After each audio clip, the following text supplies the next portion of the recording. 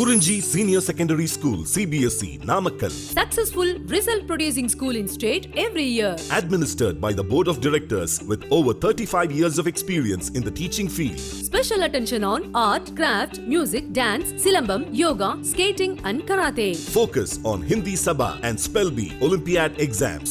Smart class for effective and innovative learning and well-furnished library. Solitary importance on sports and games in state and national level. WhatsApp facilities to know activities of students and school inside the campus. NEET, JEE, IIT coaching experts from Rajasthan and Andhra Pradesh along with our effective teachers. Admission registration for classes LKG to +2. Kurinji Educational Institution, Kavetipatti, Namakkal. Admission in progress. CBSE, KG to 12, contact 9025895176. Metric 6 to 12, contact 9344567484. For online admission, log on to www.kurinjischoolnkl.in.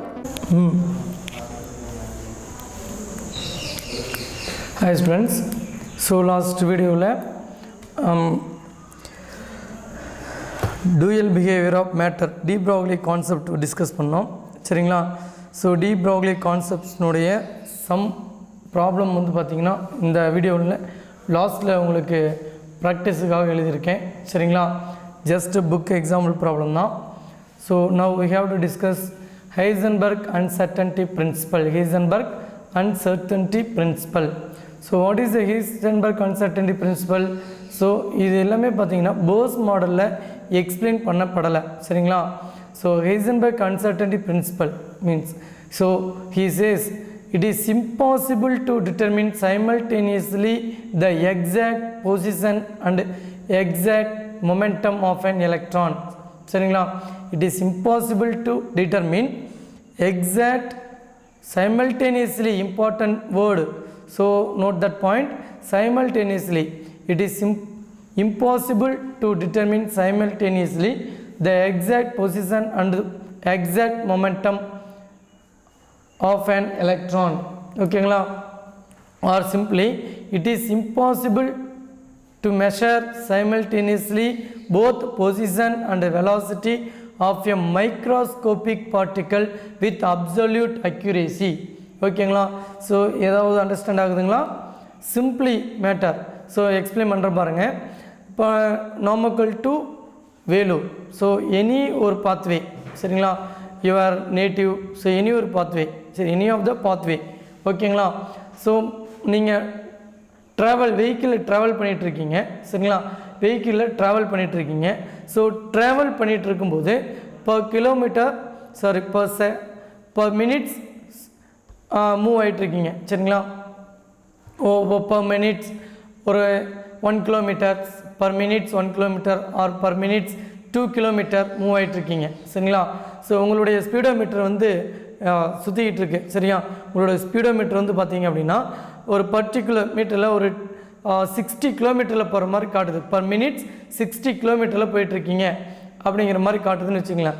Per minutes R per hours 60 கிலோமீட்டரில் போயிட்டுருக்கீங்க ஓகேங்களா. அப்போ உங்களுக்கு வந்து பார்த்தீங்கன்னா நீங்கள் run ஆகிட்டு இருக்கும்போது, so vehicle மூவிங்கில் இருக்கும்போது இந்த பிளேஸில் தான் இருக்கிறீங்க அப்படிங்கிறத சொல்ல முடியுமா? ஸோ வெஹிக்கிள் அப்படிங்கிறது vehicle with man or human, so macroscopic particles சரிங்களா. அப்போ நீங்கள் ரன் ஆகிட்டு இருக்கும்போது, வெஹிக்கிளில் மூவ் ஆகிட்டு இருக்கும்போது பர்டிகுலர் பொசிஷன் அக்யூரேட்டாக சொல்ல முடியுமா? பட் நீங்கள் எவ்வளோ ஸ்பீடில் போயிட்டுருக்கீங்க அப்படிங்கிறத சொல்ல முடியும் ஓகேங்களா. ஆனால் எந்த பிளேஸில் இருக்கீங்க அப்படிங்கிறத பர்டிகுலராக சொல்ல முடியாது. கரெக்டு தானே? அதே சமயத்தில் இப்போ வெஹிக்கிள் வந்து இப்போ ஸ்டாண்டாக இருக்குது, அவள் ஸ்டாண்ட், நீங்கள் நின்றுட்டுருக்கீங்க. ஸோ வெஹிக்கிள் வந்து ஒரு பர்டிகுலர் பிளேஸில் நின்றுக்கிட்டு இருக்கீங்க. ஸோ அப்போ பொசிஷன் உங்களால் சொல்ல முடியும். ஸோ இந்த இடத்துல தான் இருக்கிறேன் அப்படிங்கிறத சொல்ல முடியும். பட் உங்களால் ஸ்பீடை சொல்ல முடியுமா? வெலாசிட்டி. ஸோ அப்போ நின்றுட்டு இருக்கும்போது ஸ்பீடை சொல்ல முடியாது, மூவிங்கில் இருக்கும்போது பொசிஷனை சொல்ல முடியாது. ரெண்டுமே சைமல்டேனியஸாக சொல்ல முடியுமா அப்படின்னா முடியாது. ஸோ அதுதான் Heisenberg uncertainty principle. For macroscopic பார்ட்டிகல்ஸுக்கே இந்த பிரச்சனை அப்படின்னா, ஸோ மைக்ரோஸ்கோபிக் பார்ட்டிகலாக இருக்கக்கூடிய electron, so because electron revolving the orbit ஓகேவா. ஸோ எலக்ட்ரான் வந்து நியூக்ளியஸ் சுற்றி ரிவால்வ் ஆகிட்டுருக்கு. அப்போ சின்ன பார்ட்டிகல்ஸாக ஸ்மால் பார்ட்டிகல்ஸாக இருக்கிற அந்த எலக்ட்ரானுக்கு பொசிஷனையும் அண்ட் வெலாசிட்டியும் ஒரே நேரத்தில் சொல்ல முடியுமானா முடியாது. So that concept is called Heisenberg uncertainty principal. Heisenberg uncertainty principal. So reminds பண்ணுற பாருங்க, it is impossible to measure simultaneously both position and velocity of a microscopic particle with absolute accuracy. So mathematical expression சரிங்களா. So mathematical expression என்ன அப்படிங்கிறத பார்த்தீங்கன்னா del x into del p is greater than or equal to h by 4 pi. Here del s is the uncertainty in position, del p is the uncertainty in momentum சரிங்களா. So p equal to m into v. So momentum equal to m into v, then del px equal to m into del vx. ஓகேங்களா. அப்போ del x into del vx is greater than or equal to del x into m into del vx is greater than or equal to h by 4 pi. So del x equal to del vx is greater than or equal to h by 4 pi m. So m cross multiply பண்ணிருக்கோம் mathematical. So problem solve பண்ணுறதுக்காக. ஓகேங்களா. So here del x equal to uncertainty in the position, del v equal to uncertainty in the velocity. So m is the mass of the material particle. ஓகேங்களா. So here note that point, in terms of uncertainty in energy and uncertainty in time. So this equations replaced by சரியா, in terms of uncertainty in energy and uncertainty in times del t, this principle, so Heisenberg uncertainty principle written as del E into del t is greater than or equal to h by 4 pi. ஓகேங்களா. So remind பண்ணுறோம் பாருங்கள், Heisenberg uncertainty principle important short answer. ஓகேங்களா. So it is impossible measure simultaneously both position and velocity of a microscopic particle with absolute accuracy. So del x into del p is greater than or equal to h by 4 pi, then del x into del vx is greater than or equal to h by 4 pi m. ஓகேங்களா. So இதுவே நம்ம எனர்ஜிக்கு டைமுக்கும் calculate பண்ணோம்னா del E into del t is greater than or equal to h by 4 pi. ஓகேங்களா. This is a Heisenberg uncertainty principle. ஓகேங்களா. The next, significance of uncertainty principle. Significance of uncertainty principle. So first significant, it rules out existence of definite path or trajectories of electrons and other similar particles. It rules out existence of definite path or trajectories of electrons and other similar properties. ஓகேங்களா. Then the effect of Heisenberg uncertainty principle is significant only for motion of microscopic object and is negligible for the microscopic particles. ஓகேங்களா. So Heisenberg uncertainty principle is significant by only for motion of microscopic object and is negligible for that macroscopic object. ஓகேங்களா. அப்போ Heisenberg uncertainty principle only applicable to microscopic object and is not applicable to macroscopic object. For example, if uncertainty principle is applied to an object of mass 10 power minus 6 kilogram, so apply பண்ணோம்னா del v into del x equal to h by 4 pi m. So h is a Planck's constant, 6.626 into 10 power minus 34 kilogram meter square second inverse. Then 4 into pi value 3.14 into 10 power minus 6 kilogram. Finally 10 power minus 28 meter square second inverse. So this value of del vx and del v into del x obtained is extremely small and is insignificant. ஓகேங்களா. So இதுலேருந்து நமக்கு proof ஆகுது இல்லைங்களா. Then next வந்து பார்த்திங்கன்னா in dealing with milligram size. In dealing with milligram size. In dealing with milligram size or heavier object, the associated uncertainties as hardly of any real consequence. ஓகேங்களா? So milligram size object எடுத்துக்கிட்டோம் அப்படின்னா so என்ன apply பண்ணுறோம் அப்படிங்கிறத பாருங்கள். So in case of microscopic particles like electron, del V and del X, del V into del X equal to h by 4 pi m equal to 6.626 into 10 to the power minus 34 divided by 4 into 3.14 into 9.11 into 10 power minus 31 kilogram. Here 9.11 into 10 power 31 into 10 power 9.11 into 10 power 31 kilogram. இங்கிறது electron mass of an electron. Finally 10 power minus 4 meter square second inverse.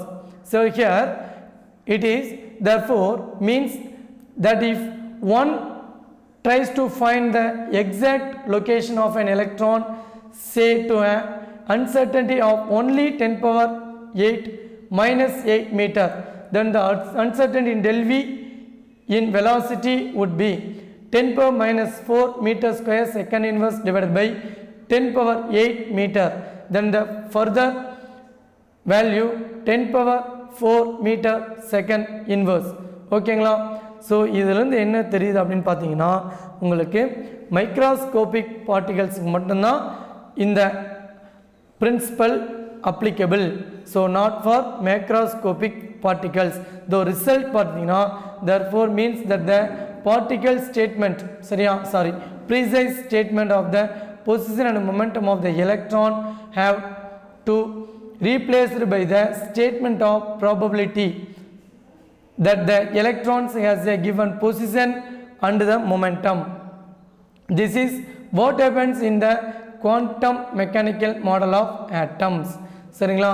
So quantum mechanical model of atom says only applicable to this principle microscopic particle, not for macroscopic particles. சரியா? This is a Heisenberg uncertainty principle. சரிங்களா? The next Bose model further a failure ஆச்சு. Reason for the failure of Bose model. Then first one, dual nature of the matter given by the de Broglie put an applications on the Bose model which did not consider wave nature of matter. அதாவது எலக்ட்ரானுடைய wave nature என்ன பண்ணலீங்க, explain பண்ணல. Bose treated the electrons only as particles. So Bose model எலக்ட்ரானுடைய wave நேச்சரை consider பண்ணலீங்க, எலக்ட்ரானுடைய particle nature மட்டும்தான் என்ன பண்ணுச்சுங்க, கன்சிடர் பண்ணிச்சு. அந்த வகையில் Bose மாடல் ஃபெயிலியர் ஆகிருக்குங்க. The next Heisenberg uncertainty principle contradicted the concept of Bose model. According to Heisenberg uncertainty principle, electrons cannot exhibit the defined path or fixed orbit as both position and velocity cannot be simultaneously known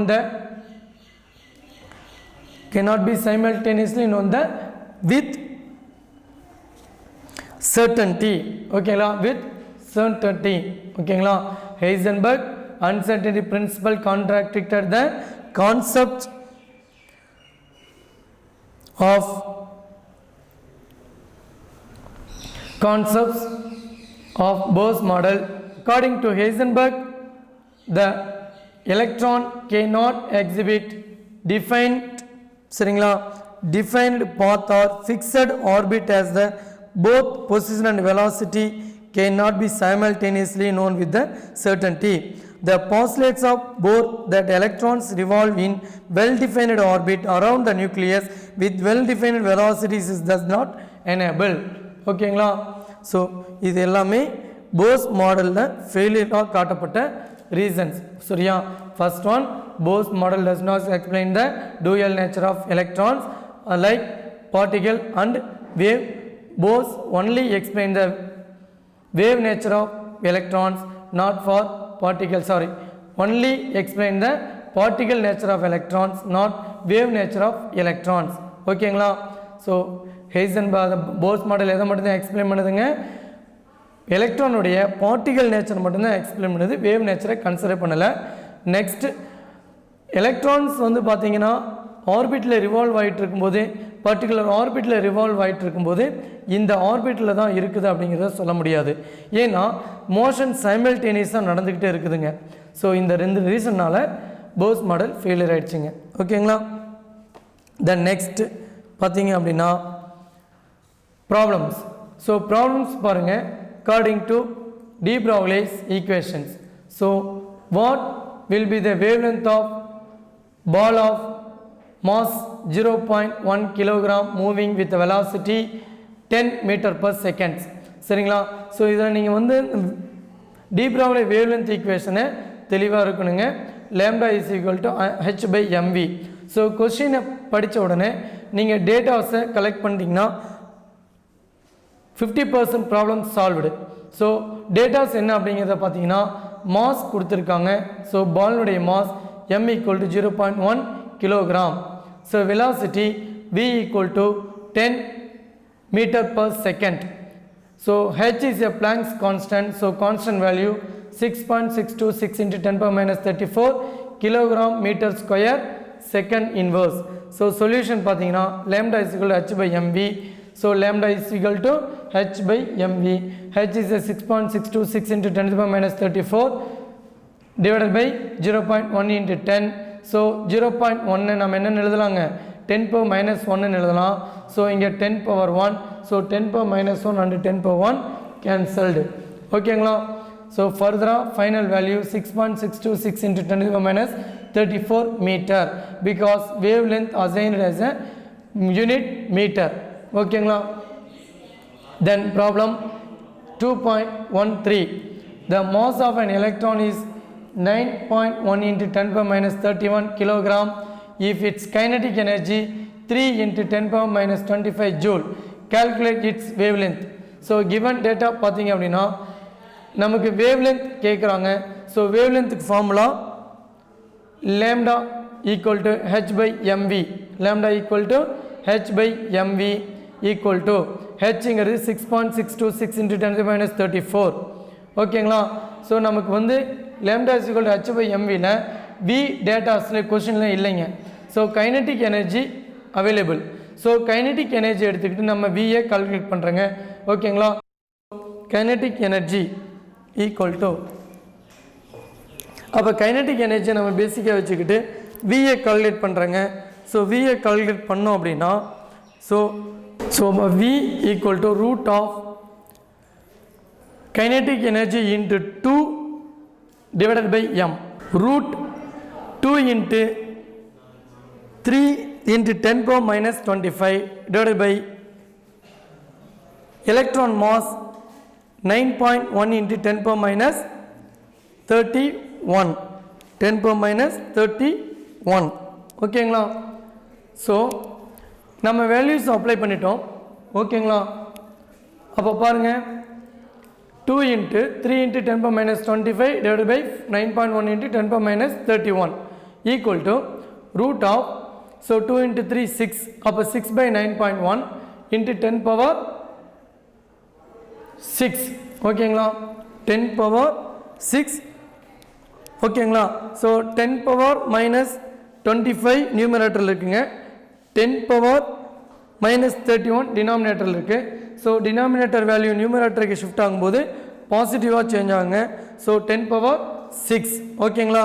so ஃபைனலாக என்ன value இருக்குதுங்க, root of 0.6586 × 10⁻6.